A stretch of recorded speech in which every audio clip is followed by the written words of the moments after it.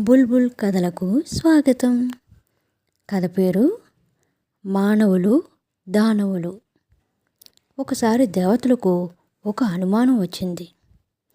మానవులు గొప్పవాళ్ళ, దానవులు గొప్పవాళ్ళ అని శివుని దగ్గరికి పోయి అడిగారు.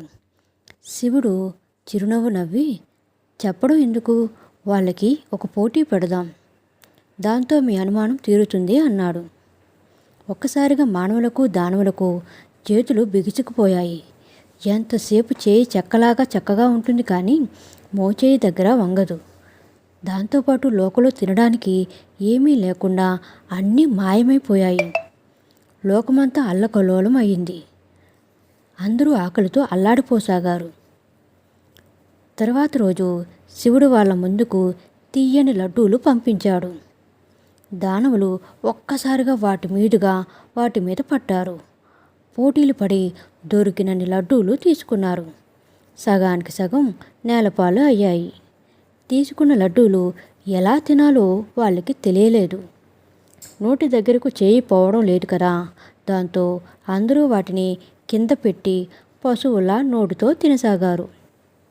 అవి పగిలిపోయి సగానికి సగం దుమ్ములో కలిసిపోసాగాయి.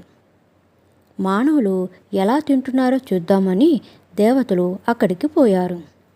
అక్కడ ఎలాంటి గొడవలు లేవు. చేతులు వంగడం లేదు కదా. దాంతో ఒకడు లడ్డూ అందుకొని ఎదుటివాడి నోటిలో పెడితే వాడు ఇంకో లడ్డూ తీసుకుని వీని నోటిలో పెడుతున్నాడు. అలా ఒకరికొకరు సహకరించుంటూ తింటూ ఉన్నారు. శివుడు వాళ్ళను చూసి, తమ గురించి తప్ప ఎదుటివారి గురించి ఆలోచించకుండా గొడవ పడుతూ నాశనం అయ్యే వాళ్ళే దానవులు. ఒకరికొకరు సహకరించుకుంటూ అందరూ కలిసిమెలిసి ఆనందంగా విజయాన్ని సాధించేవాళ్ళు మానవులు. కాబట్టి మానవులే గొప్ప అన్నారు. కథ నచ్చినట్లయితే లైక్ చేయండి, షేర్ చేయండి, సబ్స్క్రైబ్ చేయండి. Thank you so much.